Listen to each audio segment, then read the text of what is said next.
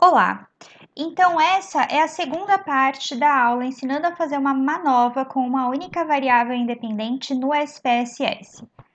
Se você ainda não viu a primeira parte, vou pedir para você parar e ver a primeira parte. Lá na primeira parte eu te expliquei primeiro o que é, afinal, uma MANOVA, qual é a teoria por trás desse teste, e te expliquei como verificar dois pressupostos importantíssimos para que a gente consiga fazer a MANOVA, que são como verificar a normalidade dos dados e como verificar se existem outliers multivariados. Para que eu faça uma MANOVA, não posso ter outliers multivariados. Isso a gente vê pela distância de Mahalanobis, está tudo bem detalhado no vídeo anterior. Nesse vídeo eu vou te explicar como verificar a homogeneidade das matrizes de covariâncias e variâncias entre os grupos, como verificar se há linearidade entre os pares de observações, se existe multicolinearidade nos seus dados e vou te explicar como fazer, interpretar e descrever a MANOVA. Lembrando que esse é o vídeo que ensina a fazer a MANOVA, mas não dá para ignorar os pressupostos, então não tem como fugir de avaliar todos esses pressupostos antes de partir para o teste.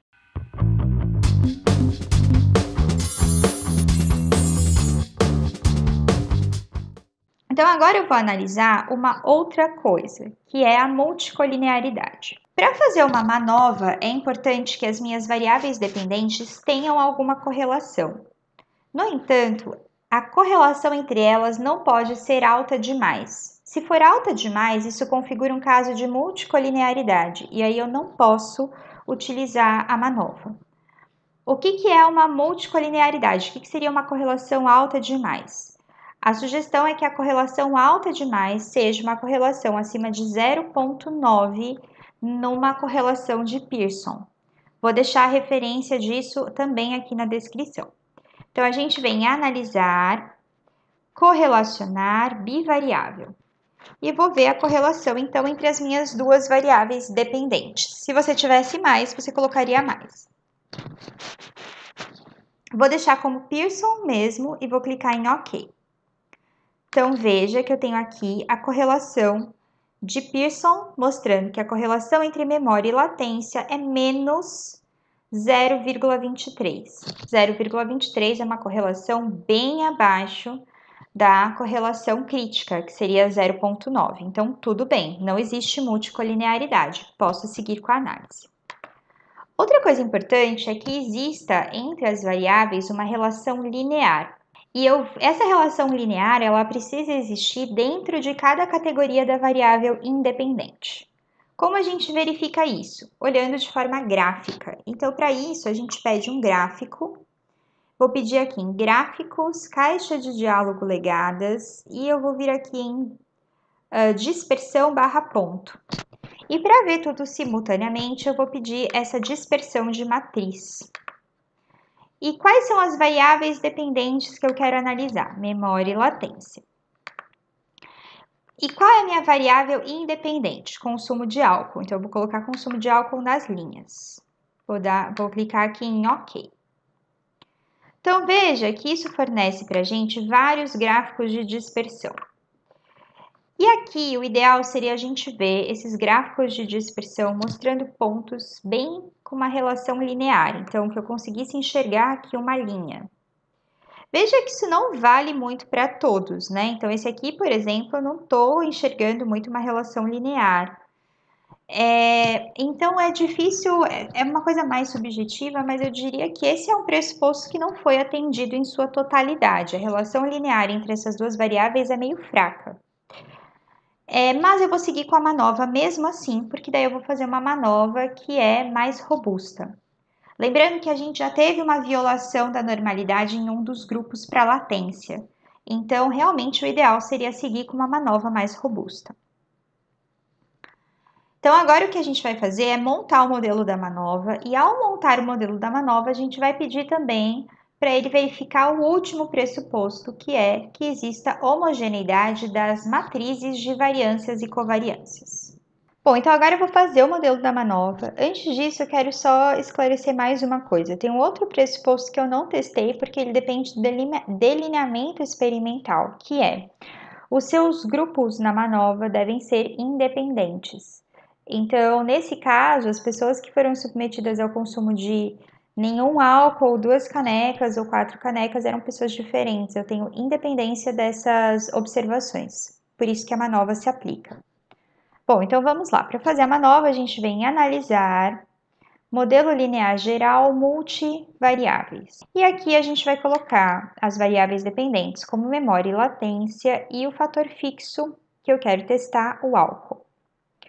Aqui a gente tem como pedir algumas coisas. Eu acho interessante aqui em opções, aliás, interessante não, obrigatório. Aqui em opções a gente pediu os testes de homogeneidade e eu gosto também de pedir as estatísticas descritivas. Você pode também pedir estimativas de tamanho de efeito. Vocês sempre me perguntam como obter tamanho de efeito, essa é uma opção. Então, eu vou clicar aqui em continuar. Outra coisa que dá para a gente pedir, que é interessante, é pedir um pós-hoc. Então, eu tenho aqui a opção de pedir um pós-hoc para o álcool. Você pode pedir o que você quiser, eu vou pedir o Tukey, que o Tukey é um pós-hoc adequado, nem muito conservador, nem muito liberal, então eu consigo pedir aqui o Tukey. Vou aqui clicar em continuar. E OK. Então, veja que agora ele liberou para mim o modelo da MANOVA. Essa primeira tabela me mostra que eu tenho aqui as 3 categorias do consumo de álcool, nenhum, 2 canecas e 4 canecas, e eu tenho 16 indivíduos em cada categoria. Descendo um pouco mais, ele me mostra as médias e desvios para cada grupo de consumo de álcool, tanto para a variável memória quanto para a variável latência. Descendo um pouco, vem um teste que você deve ter sempre ignorado, eu também sempre ignorei até entender como que funcionava a MANOVA, que é o teste de Box de igualdade de covariâncias, né? Então, na verdade, ele é um teste de homogeneidade das matrizes de covariâncias e variâncias. O teste de Box a gente vai interpretar de forma semelhante ao que a gente interpreta o Levene. Então, se a hipótese nula dele é de que as matrizes de covariâncias e variâncias apontam para a homogeneidade. A hipótese nula dele é que existe homogeneidade dessas matrizes de variâncias e covariâncias.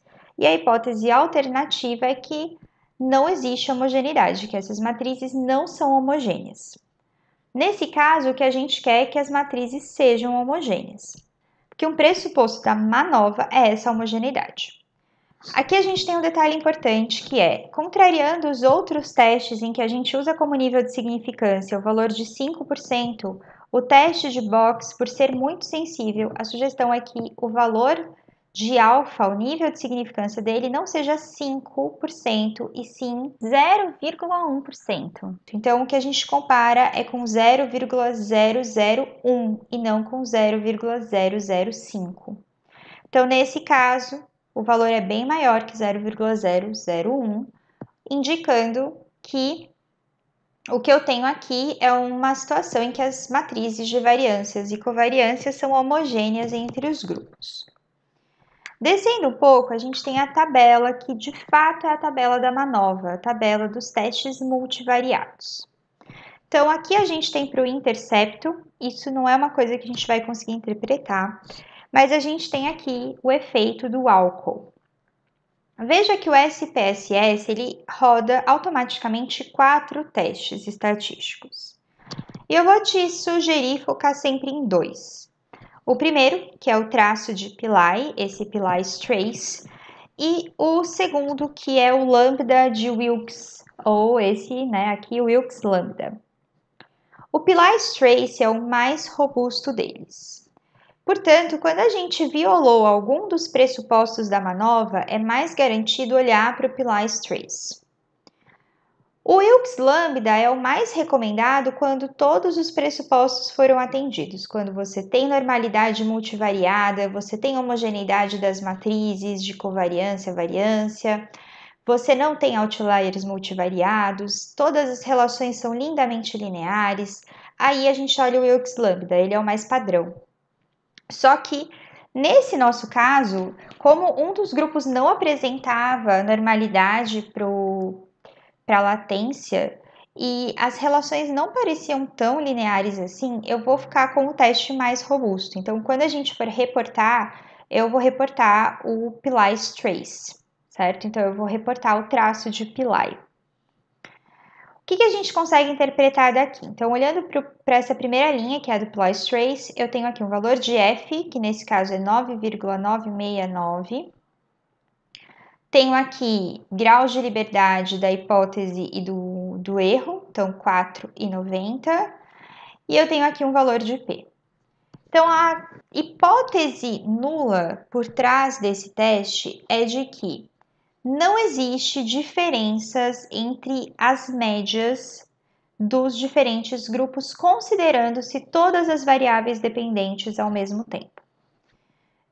Se a gente for ser bem preciso matematicamente falando, o que ele está fazendo é uma comparação de vetores de médias. Então, ele está considerando simultaneamente as médias de todas as variáveis dependentes.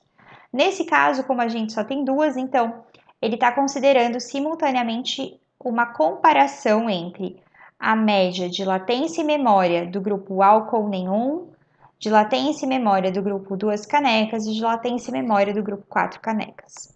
A hipótese alternativa, portanto, é que existe pelo menos uma diferença. Mas essa diferença está onde? Aí está aí uma informação que a gente não sabe.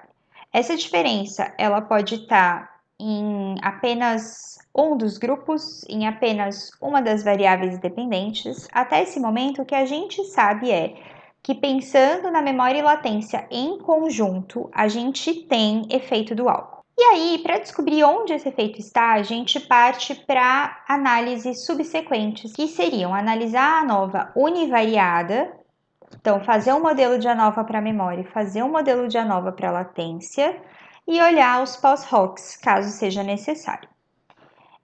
Vale dizer o que eu já disse na aula anterior, que às vezes você não vê o efeito quando você olha para as variáveis dependentes separadamente, então quando você olha para uma análise univariada, mas esse efeito aparece quando a gente olha de forma multivariada, e aí você vai ter que descrever isso. Então, seguindo aqui, a gente vai para as análises univariadas.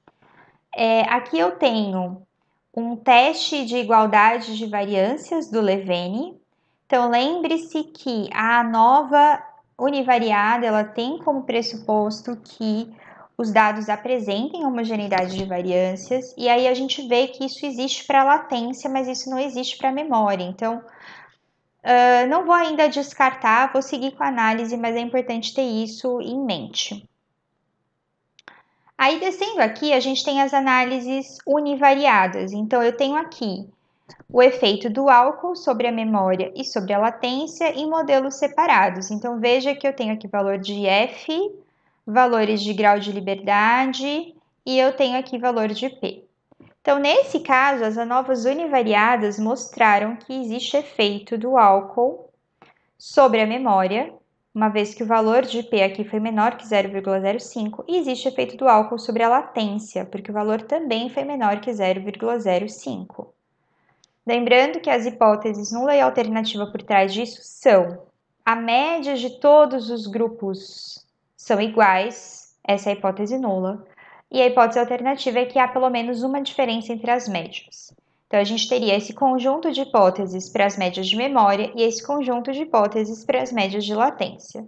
Nesse caso, os dois valores de P foram menores que 0,05, a gente vai rejeitar a hipótese nula e considerar que existe pelo menos uma diferença. Beleza, mas essa diferença está onde? A gente pode descer e analisar o teste que dá essa resposta, que é o teste pós-hoc. Nesse caso, eu pedi o pós-hoc de Tukey, que é aliás, eu acho que fala Tukey, eu que estou falando errado. Mas esse teste, ele permite que você faça as comparações grupo a grupo. Então, o que a gente vê aqui é que, quando a gente pensa em memória, que é essa parte superior aqui, a gente tem que o grupo nenhum consumo de álcool não difere do grupo 2 canecas, porque veja que o P aqui é maior que 0,05. Mas o grupo nenhum consumo de álcool difere do grupo 4 canecas, porque ele tem aqui um P menor que 0,05. Faltou aqui uma comparação, que é o grupo 2 canecas com o grupo 4 canecas, e veja que também o P é menor que 0,05. Então, o que a gente está vendo é que para a memória, a gente tem uma diferença entre não ter consumido o álcool e ter consumido 4 canecas, e ter consumido 2 canecas e ter consumido 4 canecas. Então, parece que o consumo de álcool está afetando a memória, mas só a partir de 4 canecas. Para a latência, a gente vai ter o mesmo padrão. Então, veja aqui. A relação entre o grupo nenhum com 2 canecas, o P foi maior que 0,05. Portanto, não vou considerar que esses grupos são diferentes quanto à latência, mas o grupo nenhum é diferente do grupo 4 canecas. O P foi menor que 0,005. Não, 0,05. E, por fim, a comparação entre o grupo 2 canecas e 4 canecas, eu tenho aqui um P que é menor que 0,05. Então, mesmo padrão, o grupo 4 canecas difere tanto do grupo nenhum quanto do grupo 2 canecas. A questão é que esses vários efeitos de grupos às vezes ficam meio confusos. Então, uma sugestão que eu te dou é, às vezes, pedir um gráfico de linhas, principalmente quando você tem muitas variáveis dependentes, muitas variáveis independentes, muitos grupos. Isso vai ficando mais difícil de visualizar. Então, uma opção é você pedir um gráfico. Vou mostrar aqui para você como eu faria aqui um gráfico de linha. Vou pedir aqui esse gráfico simples. E vou dizer aqui que eu quero que o eixo da categoria seja a variável, aqui o consumo de álcool, e eu quero a média dos valores de memória, e aí a gente tem que pedir separado para fazer a média dos valores de latência. Vou dar aqui um OK, a gente já olha isso melhor, tá? Mas vou fazer de novo para a latência. Então, eu viria aqui, linhas, simples, e a única coisa que eu vou fazer é trocar a memória pela latência. Então, veja que agora eu tenho dois gráficos, né? Esse primeiro gráfico eu tenho que a média de memória. Então, veja que o teste pós-hoc mostrou é bem o que a gente está enxergando, que não tem diferença do grupo nenhum para o grupo 2 canecas. É quase uma linha horizontal, mas que do grupo 2 canecas para o grupo 4 canecas eu tenho uma queda. Então, faz sentido dizer que esse grupo 4 canecas tem um score de memória que é diferente do grupo nenhum e do grupo 2 canecas. Descendo um pouco, a gente tem o gráfico de latência que eu pedi. Esse aqui já acho um pouco menos óbvio. Então, mas veja que ele está me dizendo que do grupo nenhum para o grupo 2 canecas não tem diferença. Dá uma vontade de dizer que tem, né? Mas ele está me dizendo que na média não tem. E do grupo nenhum para o 4 tem diferença, e do 2 para o 4 também tem diferença. Tá, mas e como a gente reporta isso? Então, vamos voltar aqui lá para aquela tabela da análise multivariada, e a gente vai dizer que a MANOVA, usando o teste traço de Pillai, mostrou que há efeito do álcool sobre as variáveis memória e latência. E aí você vai colocar entre parênteses o valor do F, lembrando de colocar também os graus de liberdade, nesse caso, o grau de liberdade da hipótese, que é 4, e o grau de liberdade do erro, que é 90. Lembrando que eu estou olhando aqui o Pillai's Trace, certo? Escolhi o teste mais robusto porque eu violei alguns pressupostos. E aí vou colocar o valor do F, 9,969, e o valor do P, dizendo que o P foi menor que 0,001. E aí a gente vai dizer que ANOVAs univariadas subsequentes mostraram que há efeito do álcool sobre a memória, e vamos de novo colocar valor de F, graus de liberdade e valor de P, e há efeito do álcool sobre a latência, de novo colocando valor de F, graus de liberdade e valor de P. E aí, no final, para terminar, a gente vai dizer que o teste pós-hoc de Tukey mostrou que o grupo álcool, que consumiu 4 canecas, é diferente dos grupos que não consumiram nenhum álcool ou consumiram 2 canecas, tanto para a memória quanto para a latência. Gente, lembrando também que essa descrição que eu monto com vocês, ela não é uma regra, ela não é uma coisa fixa, ela é variável, depende da revista que você vai publicar, depende do jeito que faz sentido explicar para a sua área. Mas eu reforço que acho importante você sempre reportar valor de F, valor de grau de liberdade, valor de P, tudo bonitinho. Então é isso. Esse é um vídeo meio extenso, porque é um assunto meio extenso. Eu espero que tenha feito sentido para você. Espero que você consiga aplicar uma nova nos seus problemas. E se você curte o conteúdo que é publicado aqui, por favor, curta os vídeos, se inscreva no canal. Tudo isso é super importante para as métricas que valorizam o meu trabalho. Eu também estou falando sobre conteúdo de estatística lá no Instagram, então se você ainda não me segue por lá, é o @estatística aplicada. Me siga que eu vou ficar feliz. Então, até a próxima!